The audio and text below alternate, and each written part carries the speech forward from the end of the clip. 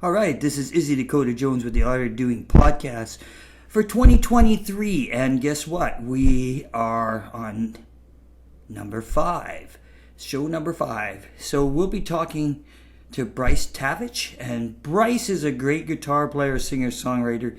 He has 2 great bands in Vancouver, really good bands. He's got the Divas as his cover band, and makes him moolah. It helps him out, gets his yayas out, and gets his original career going too. And I think it's the Brice Tabish project. I think that's what he's calling it. We're going to get into all that and talk to him. I've opened up and played with him on his project down at the Vancouver Railway Club last summer in June. So it's interesting to.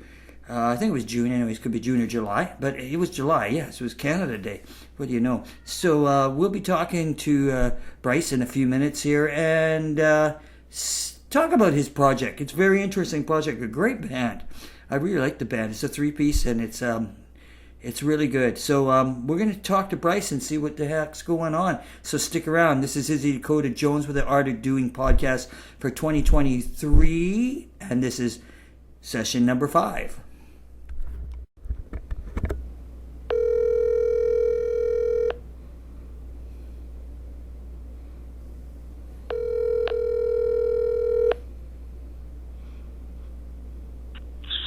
Hello. Hey, Brice. Hey, Joe. How's it going? Not bad. How you doing, man? I'm great. Good stuff. Good stuff. So I'm ready to roll. I'm just going to press the button and away we go. Sounds great. Hey. So, okay, Brice, it's good to talk to you. I haven't talked to you for a while.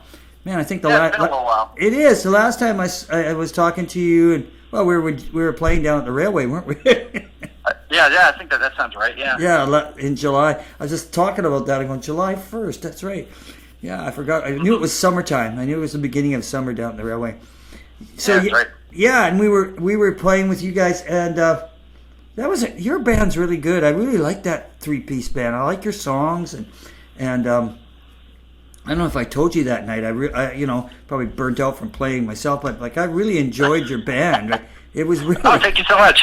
Yeah, you guys are great. I remember just thinking like the same thing. You guys had a great set, and you guys had a great, a good flow to your set and good tunes, and yeah, it was great. Yeah, no, I really enjoyed playing with your band. I mean, it's almost like you guys are you have that retro feel to it, but it's got a good, it's got a modern edge to it too. Still, you know what I mean? Yeah. And I guess that's your influences. That's all the influences coming out in you, right? And all the styles and music that you listen to, And I mean, I think. Yeah.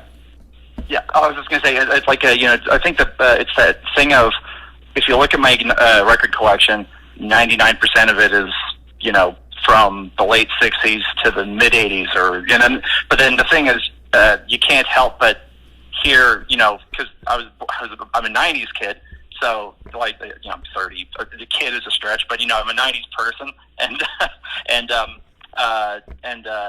you can't help but have some of that rub off on you. So while it's not immediately discernible, it's also not strictly 70s. I mean, meaning it's going to be being slightly out of time musically means it's going to be a little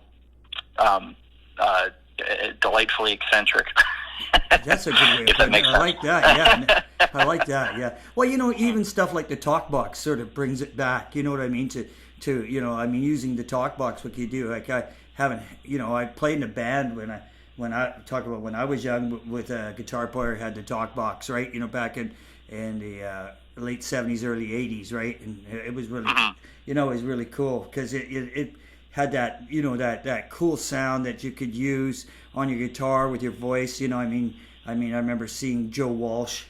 That's the first time I ever saw a talk box was with Joe Walsh, and then Rocky Mountain Way. Yeah, and then of course, Peter Frampton made it huge too, right?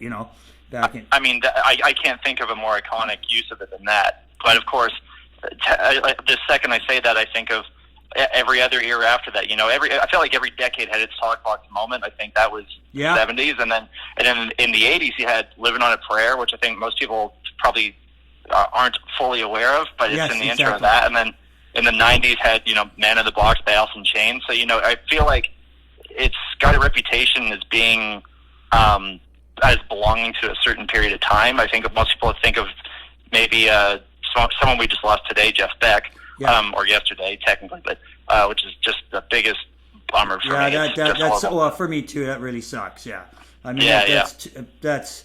But nowadays, that's going to be, we're going to probably see a lot more of that with people that we admire and we look up to, right? So I mean, if those people are getting in that age group where stuff does happen, right, quick, Yeah, and it's not like we didn't all see this coming, but of course, when it starts happening, you're still kind of blindsided by it. Oh, sure you are, because you don't realize, oh, gee, I was just, talking to somebody the other day about Jeff Beck, sort of thing, right? Exactly. In fact, I was talking to one of my guitar players in Saints and Sinners, and she lives in part-time here now, and then she's part-time lives in Phoenix, Arizona, and she just went and saw him about 6-9 months ago. Patty did, right? And then no kidding. Yeah, and she was just like just ranting about how great the show was, right? And I told her, I saw Jeff Beck about 3-4 years ago at the where was it at the Hollywood Bowl. Yeah, and I saw him with Rod Stewart, and that was a really good show too, right? So of course, he's an icon, that's for sure. And that definitely. I mean, that's the best stuff with Rod Stewart, right? Like, it was so cool that they did those shows together. Because again, my favorite records, or some of my favorite Jeff Beck, is the first two, The Truth, and then Dakota with that version of Jailhouse Rock and all that stuff. It's just great. Yeah, it was great. It was great, and it comes out in your playing. I can hear it. Like even when I you know what? I have seen you between that show. I saw the Divas. I saw you guys down at the Princeton one night. Harvey and I came down. Oh yeah, that's right. And I remember. That's right. Yes. Yes, and I came in and watched you guys play. You're playing great stuff. I mean, you're playing like Led Zeppelin, and I was like going, wow, I was really enjoying that, right? Because it's. Yeah, I think were you playing the Ocean Song? It could have been the Ocean Song. I can't remember. I just know you were playing. It could have been. Yeah, it was great. It was really good, and that makes me think of that all those guitar players, and you did of course some Deep Purple. You did Richie Blackmore, another great guitar player too, right? Yeah, another guy in my top 3. Yeah, yeah. I hear you. Really good too. And so many people I know, like guitar players go. That's one of my favorites, right? For sure. But yeah. And so, in getting back to your band and your songs, how many songs did you record on your last album? Well, I'll give you the shortest answer I can. Essentially, we went in, we tracked 11. I always believe in recording slightly too many, not like 30, but I mean that's an okay approach too. So I find it's like just go in with slightly too many, and then really trim the fat. So we cut 11 songs, and one of them I cut because it just wasn't up to snuff, and then the other one we cut. I actually like the song a lot, but I cut it because I wanted to be able to fit it onto vinyl, and it was just a bit too long to fit onto vinyl. So that's the plan. So there is a song that's going to be coming out now. The plan with that leftover tune is, and it's a song we played a lot live. So anyone who's been to enough of our shows may have even heard it. So it's called Faith of the Fallen. I wrote it when I was probably 18 or 17. Wow. And so that song will be coming out at a later date, either as a standalone single between the first two albums, or just on the second album. But but the answer, the short, or the end result is 9 songs that are going to be on the album. Cool. Yeah, that's good. Yeah. And so, how does your process go when you? I think I can't remember if I've asked you before. How does your process go with recording? Do you put the songs together yourself? What like the standard questions? Like because I know when I'm writing songs, for me it varies, right? I could write the music. I can write the music one day and then write the lyrics, or the odd time I write the lyrics and then write the music. How does that work for you? Yeah, for me it's I tend to. I mean, I've done it every which way. I've had it where I sit down and I have an idea, and then I finish the song. Meaning, like, everything I wrote was intended for that song. And then I've done it the other way, which is where I stockpile a bunch of fragments of idea, or rather, like, I'll have, like, a bunch of riffs, and then I'll have a bunch of chord progressions, and then weirdly, like, 4 of them will be in the same key and the same tempo, but written weeks apart, stuff like that, right? So sometimes, like, So I feel like what I've done most often is I've stockpiled a bunch of stuff, and then you'll just find things naturally glomming together, and it just takes a slightly scattered brain to piece it all together. But that happens a lot, and it shouldn't work, but it does for some reason. And then other times I've just sat down and written a song start to finish. So I'd say what I've noticed about this album is that half of it is it's like half of it are songs I wrote between the ages of like 16. Like some of these songs are really old. Like one of the songs I wrote in 2007 or something like that. So all the way from there till up till about 2012, and then the other half of the album is stuff I wrote during COVID. So like there's kind of two halves to it, and the thing I would say is that it's almost hard to tell which half is half. I would like to think. Maybe someone will disagree with that once it comes out, but I'm surprised how cohesive it is considering the years it spans. But there's about 5 songs that are written in the last 2 years, and then there's sort of songs I picked out from my storied past of songwriting from there. So you get to kind of two halves of it, in other words. Cool. Yeah. That's really interesting how that came about. That's cool. So when you're finishing up your album, where do you guys release it? Maybe mainly online. Is that what you got? You do it like how do you get it? How do the people get to it? So right now we have a single out, which is just to give people a taste, and then we actually are going to put this out on vinyl and CD. Oh, cool. But it will definitely be available CD and digitally first, and then the vinyl will come later because we're just going to have to spread that out a little bit because every pressing plant you can think of for vinyl is backlogged by 10 months or whatever, or more right now, or more, yeah. So that's going to come later, but we will have a digital. We will have CD, and those will be for sale at shows that we do, and otherwise you can get it digitally on iTunes. We just released a single on 35 streaming services, so good. You name it, it's there. Yeah. Yeah, good. That's the way to do it these days, isn't it? Yeah. It really is. Yeah. But I like to. The thing is, because the music, it does evoke certain thoughts of previous generations. I felt like to make music that reminds you of a certain era, even if it's only a little bit. I mean, I think from song to song it varies. But generally, it is a kind of like you said, like a sort of a retro influence thing. So to package music that reminds you of a previous era in a way that's totally modern, it might be too disjointed. So I want to spread it out a little bit. For people who will still like doing the CD thing, I want to give them that option. And for people who just want to listen to it on their phone, I want to give them that option. So because what made me struck me when I was watching your band and listening to the songs, what struck me was because nowadays, especially right now, 3 months is a huge difference these days, right? You know what I mean? In the industry, like things move so fast and change so quick, and so July, I was listening to you guys, and then when we came up to like even now, like there's a whole whack of bands. Say in the States and the UK, and maybe some up here in Canada, a few that are totally got the same sound. You know what I mean? Like not your sound, but are have that flavor or that taste of nostalgia mixed with a more modern vibe to it, right? There's so so you're on to something. You're in that cog, that wheel that's turning right now. That's how I feel. Like you're like when I watched that, I went, wow, that's really cool.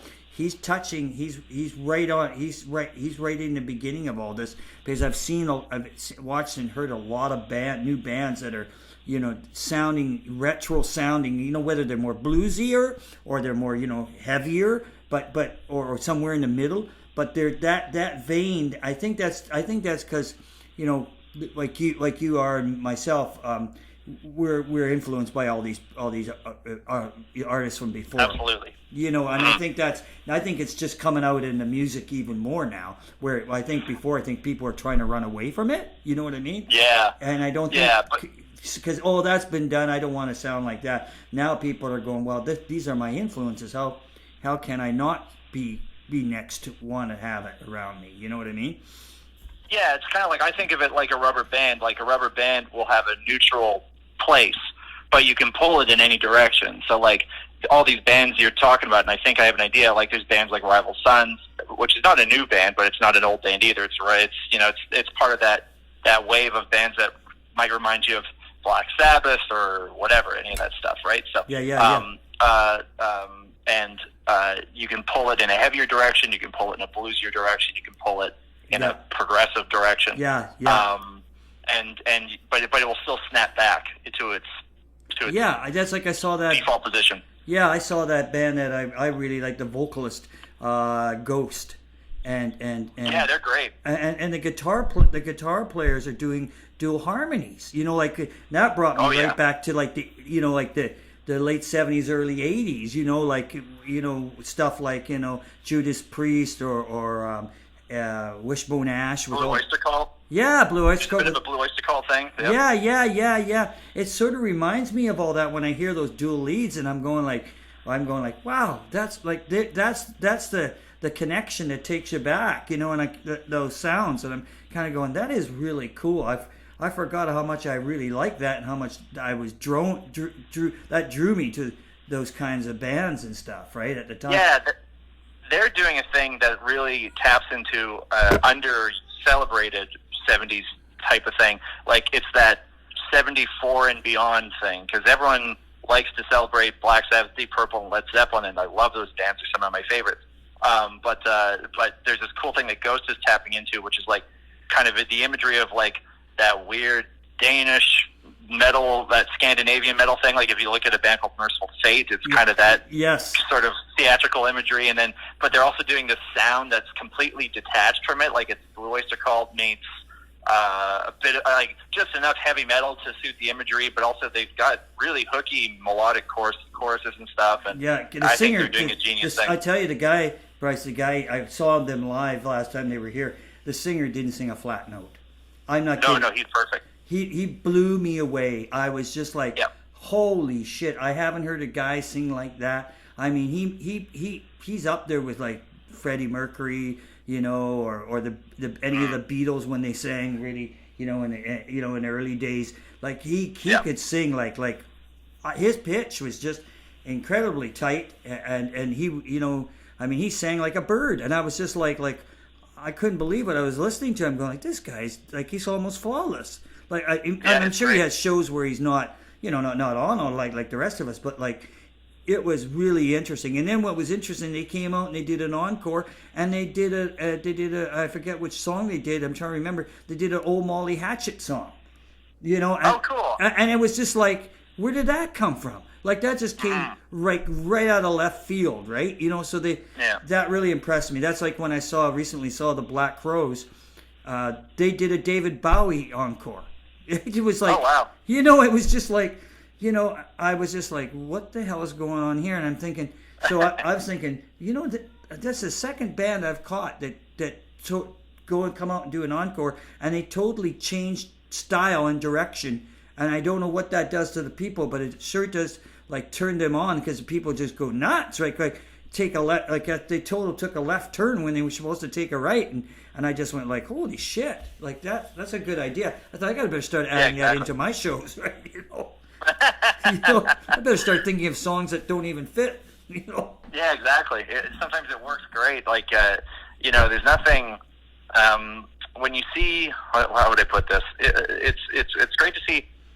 There's always this story that happens where there's a really common story where there's a band that you love, and then the band will list their influences, and it'll make no sense to you. And I think those are the most interesting backstories, because they, like, you take like a Freddie Mercury, like you mentioned, like if you look at that guy's influences, it has nothing to do with British rock music. It has nothing at all. Yeah, exactly. So it's just like, that's where you get a band like Queen. You don't get a band like Queen by mixing a bunch of similar bands in a pot and stirring it around. It gets you nowhere.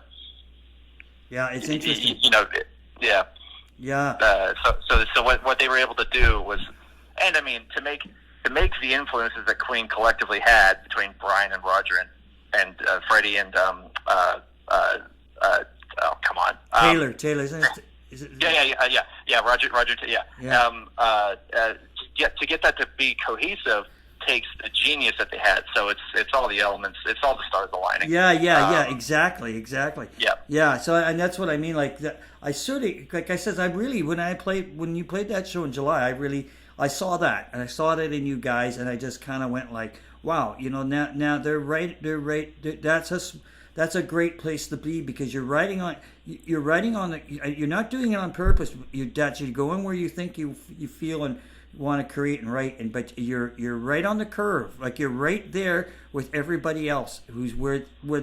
So what that means to me, say if I was a big time record label guy, or whether you like that or not, or a person that could propel your music, I'm thinking, you're right on the curve. You're right there. You're right in that genre that works, because like it's like right now that's where the influences are all going to, right? They're all sounding like that, and then they're all creating music that has that retro feel, but it's not retro totally, because people they're putting their modern spin on it, right? Yeah. And that's another guy I like, blues guy I like, is Gary Clark Jr., another guy, right? He's great. I go and see him, and he's playing a blues tune. Next minute, he's playing fucking "Come Together" by the Beatles, right? Yep. And you're just going like, holy shit! Like, and then he's doing this Marvin Gaye song, like you just go, yeah. It's just like, holy But he's crap! got it under this blues umbrella. It's so cool. Like, he's got this fuzzed out Epiphone Casino. I mean, that's what he was playing last time I checked him out. He might be playing other guitars, but I think he was playing a blue Epiphone Casino at one point. And he'll take things like Marvin Gaye and I'm blanking on other things that he's touched upon, but he'll put it under this. He'll put this thread through it all, as opposed to just kind of being like, here's my soul song, and here's my blues song, and here's my funk song. He makes it all kind of glued together, which is really interesting. It is really interesting, and that's what I get with you guys, because you guys you're blending all these things into what you're listening to, and what you feel you want to put out. And that show really open my eyes, because that's the first thing I thought, because I remember a couple of guys, and Harvey said, he says, I really like this, and I told Harvey, I says, yeah, I says, I dig it, because I think Brice and Peggy and them are on the cutting edge. I says, this is smart. I mean, I don't think Brice and Peggy and everybody tend it to go there. You know what I mean? And because you're just being creative. But I says, and that's the important part. But I says, what's good, what's great about that is you're not even putting the intent there, but it's there. I says that's the remarkable part, right? Because a lot of bands, like, they'll write to fit where the scene is, you know what I mean? And then, or there's bands that will go against, just write whatever they want, but then they're so far to one side of the spectrum that it doesn't even, their songs don't get that far. You know what I mean? And that's sad, because they don't reach the genres that are sort of out there right now. You know what I mean? Because people tend to listen that way, right? Yeah, it's cool to hear that you think that we're on some sort of a wave, and I hope you're right. But I think you are. I really think you Yeah. are. I mean, the wave's tough to get some far. Get your music out further. It's not. You don't get me wrong. It's not easy, right? But because there's so much music, it's so things are so saturated. But still, that doesn't matter. If it's good, it's good. There's just no. I don't care what people think and say. If it's really good, then it's really good, right?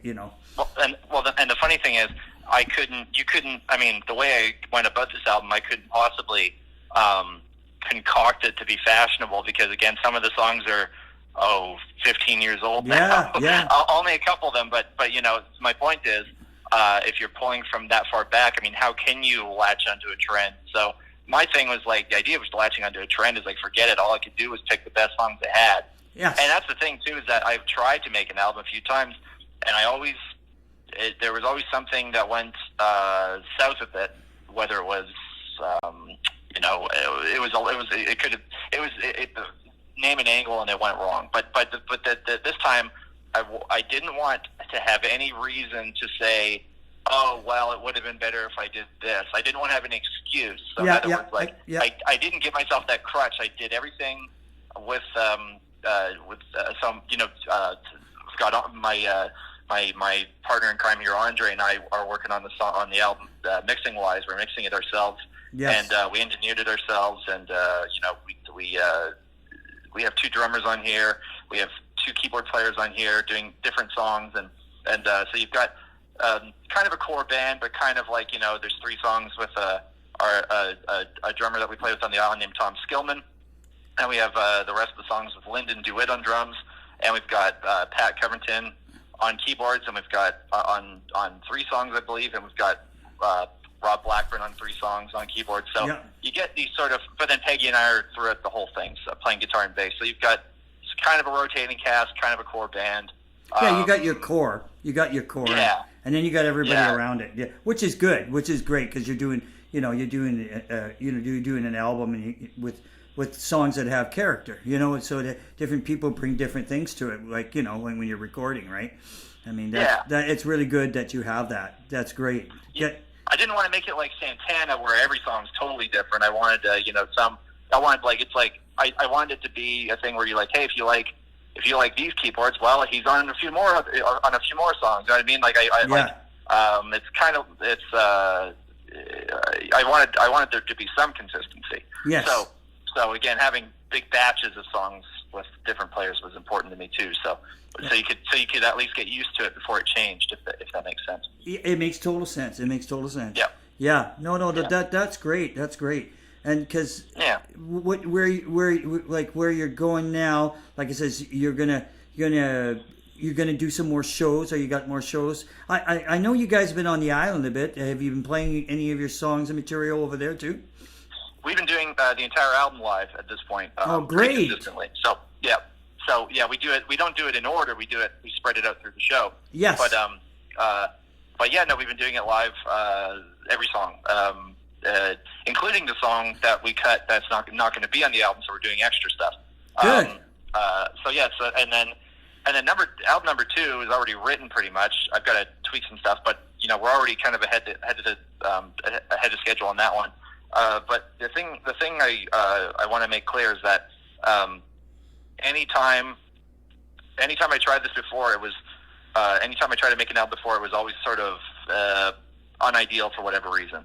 And this time, I really cannot say I cannot say that I was that anything was compromised, or that I didn't have enough time, or I didn't have enough resources. Like, I feel like it's really as good as it can be, and if you don't like it, then it's you probably just don't like what we do. So the thing is, because it's I'd say it's as good as it could possibly be for my liking.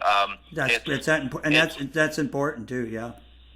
And that doesn't mean making it perfect. It was the opposite. My goal with this was to make it off the cuff, just enough that it felt loose but not patched together. I didn't beat it to death. So in other words, when I say I put when I say it's exactly the way I think it should be, that doesn't mean I labored over guitar tracks for 4 months. The recording process, while spread out, was in very small increments.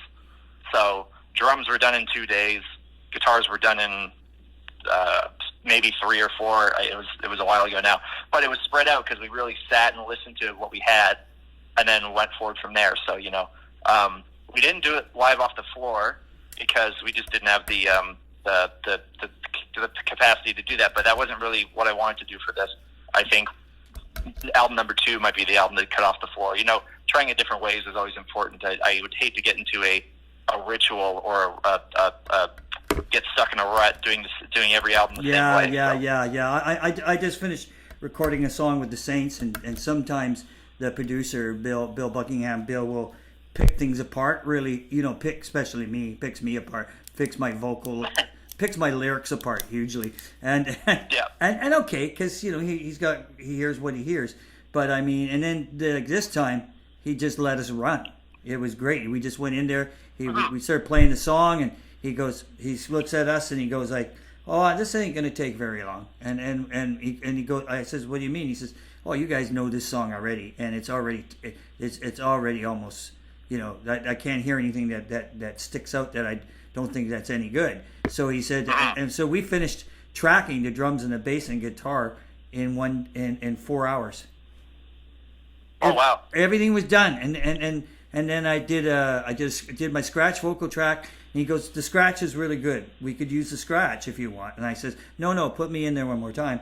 And I went in one more time, and then everybody just looked at me, and I walked out. And they go, then Mark McGovern goes, "Holy shit! What the hell? What happened to you? You just fucking nailed it in one track, one take." I says, "Because I was pissed off." I says, "I was just in a bad mood at this point." He goes, "Why?" I said, "I don't know. I was pissed off, and I decided I'm gonna nail this thing and get out of here." Right? And so, well, that's the thing. Sometimes the motivation is that you just want to go home.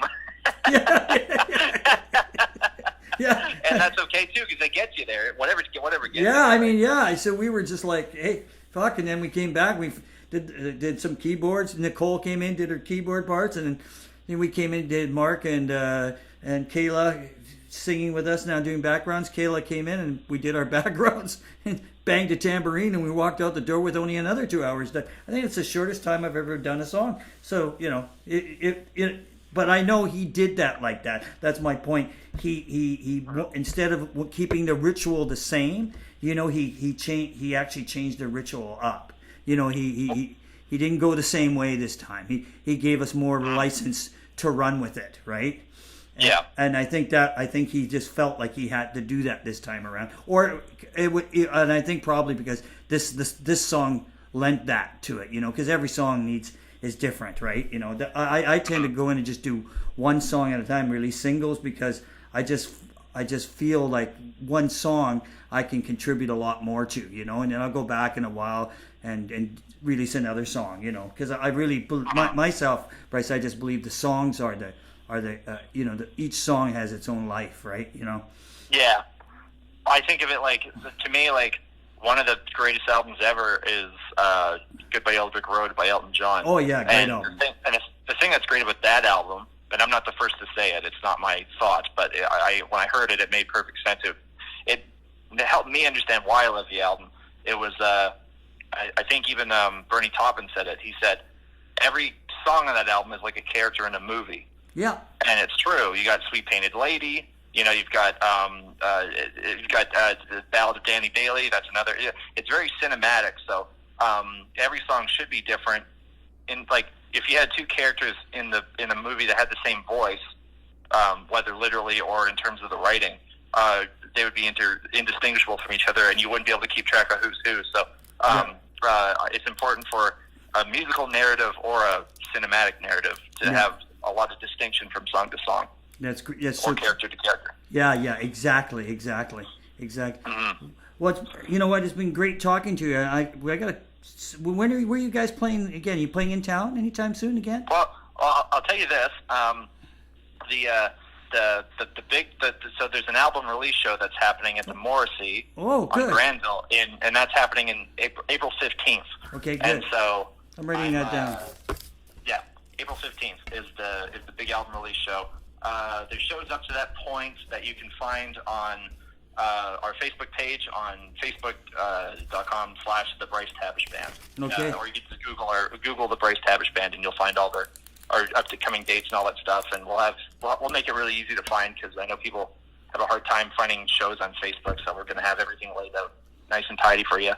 And but the show, and we've got merch for sale at shows and all that stuff. Good stuff. But the album's gonna be out April, and the shows, the big show's April, and then after that we're looking at playing. We're already looking at playing New Brunswick, because last year we played a few shows in New Brunswick and stuff like that. We're playing, Winnipeg and all that stuff. So we're trying to really cover as much of Canada as we can, not just BC. So good stuff. Yeah. Well, it's great talking to you, and I'm looking forward to hearing when everything's completed again, and hopefully I'll see you guys soon. I can't wait to see you guys next time you're playing around. Let me know when you guys are playing too. Yeah. We'll probably. I think we're playing next time in February, I think we're playing. I think it's February 24th. We're playing at the Princeton with in the Saints and Sinners, and we got Patty, who I mentioned. You gotta watch her play guitar. She's she's unreal, and she's really really added quite a taste to the band. And she's, like I said, she plays down when she goes down to Phoenix. She plays with a lot of fairly big wigs down in the States, and then she comes back home and for a while plays with us now. And so she's great. You got to watch her play guitar. I know you're gonna go like, holy smoke, like she's smoking. Awesome. And then the other guitar player I got who plays in the Twitch, Paul. He used to be the drummer in the Twitch, and Paul Watson a long time ago. Paul's gonna probably join the Saints too. So we're thinking we'll be like an 8-piece band up there, but we're thinking like we're gonna get into which I think you'd like. We're gonna get into the two guitar, twin guitars. Like doing the harmony guitar stuff. We're gonna get more into that. So it kind of bring that image back, right? That's great. Yeah. I think that's gonna be we're trying to. Both guitar players are really going like chopping at the bit on that. They're going, oh, this will be cool. To be a little bit. That's awesome. Yeah, be a little bit of work, but it'll sound really good, right? It's the twin guitar great. sound. Yeah, so it'll be an 8-piece band up there. I don't know how we're going to fit in a Princeton, but we'll try to make it.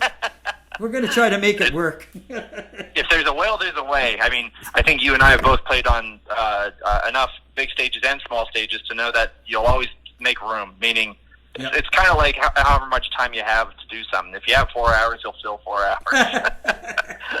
You got it. It's great talking to you, Brice, and say hello to Peggy for me too. Okay. I will, for sure. Take care. All right, take care. Okay, bye. Bye-bye. So that was Brice Tabish. Great guy, wicked guitar player, singer, songwriter. This is Izzy Dakota Jones with the Art of Doing podcasts for 2023, and that is show 5. Take care. Talk to you soon.